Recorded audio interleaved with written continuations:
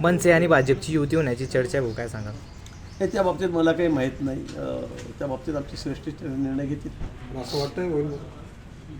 आता आजकाल की सांगता येतं का काय होईल म्हणून. राष्ट्रवादी काँग्रेसची आमची युती होईल असं कोणाला वाटलं होतं का? आली.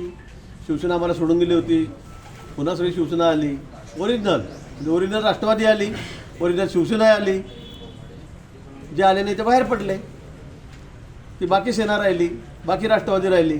आता चिन्ह आमच्याकडे राष्ट्रवादीचं आहे, पक्ष सगळं आमच्याकडे आहे, शिवसेनेचं चिन्ह आमच्याकडे आहे, नाव आमच्याकडे आहे, पक्ष आमच्याकडे आहे, म्हणजे ओरिजिनल आमच्याकडेच आहे. आणि म्हणून असं कोणी विचार केला होता का? अशोक चव्हाण आता काँग्रेसचे सर्वात मोठे नेते हे आमच्याकडे आले. उद्या अजून कोण येईल ते सांगता येत नाही. पण सगळ्याच पक्षांचा ओढा, सगळ्याच पक्षांना वाटतं आहे की आता आपण विकासाच्या बाजूने त्या ठिकाणी जावं. भारताला, आम्हाला देशाला सक्षम करायचं आहे. विकसित भारताचं स्वप्न आम्ही या ठिकाणी बघतोय. काय तुम्ही अजूनही पालकत्वाची वाट पाहताय? 95,000पेक्षा अधिकच्या कुटुंबाचे आयुष्य आनंदाने भरले आहे. आजच कॉल करा आणि मिळवा फर्टिलिटी ट्रीटमेंटवर सूट आणि सर्वांना द्या आनंदाची बातमी.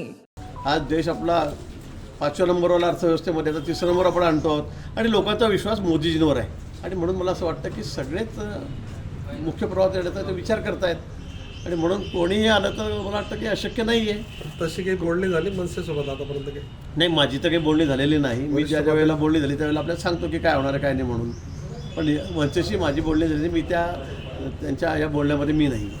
अंबळनेरच्या ज्या ललिता पाटील आहेत, भाजपच्या कार्यकर्त्या राहिलेल्या आहेत, त्या उद्धव ठाकरेंच्या गटात गेल्याचं पाहायला मिळतंय. काल फोटोसुद्धा त्यांच्यासोबतचे बघायला मिळाले. चांगलं आहे, आता ज्याला त्याला स्वातंत्र्य आहे, लोकशाही आपल्याकडे, ज्याला जिकडे पटेल त्याने तिकडे जावं, त्याला तिकडे तिकीट मागावं.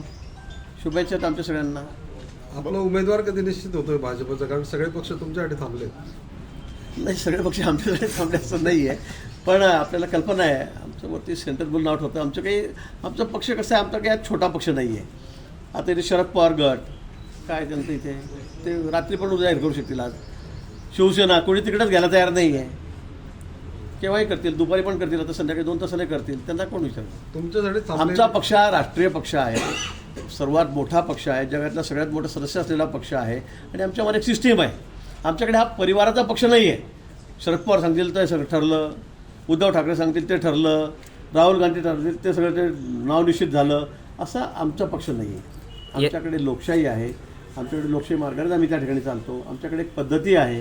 राज्यावरची सिस्टीम आहे, नंतर केंद्रातली सिस्टीम आहे, आणि त्यानंतर आमच्याकडे नाव शिक्कामोर्तब होत असतं.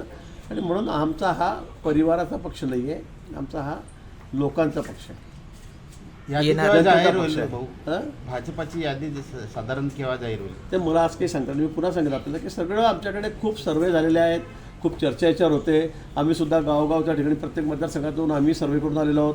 प्रमुख कार्यकर्त्याची मतं जाणून आलेलो आहोत. तो आमचा रिपोर्टवर गेलेला आहे. मला वाटतं थोडा वेळ लागेल अजून, पण मला आज निश्चित सांगता येणार नाही. नवीन चेहरे राहणार का तेच राहणार? आता तुम्ही परत तसंच फिरून परत तिथे देतात.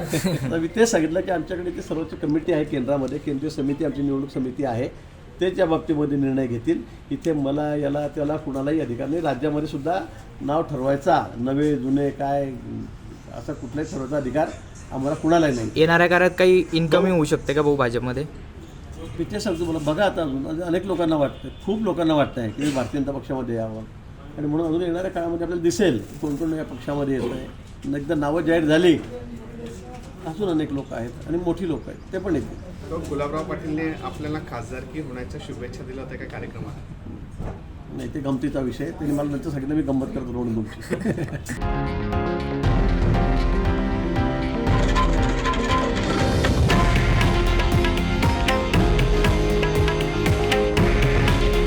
हे आहे देशातील नंबर 1 न्यूज नेटवर्क आणि आपण पाहत आहात TV9 मराठी. काळजी तुमची, हित महाराष्ट्राचं.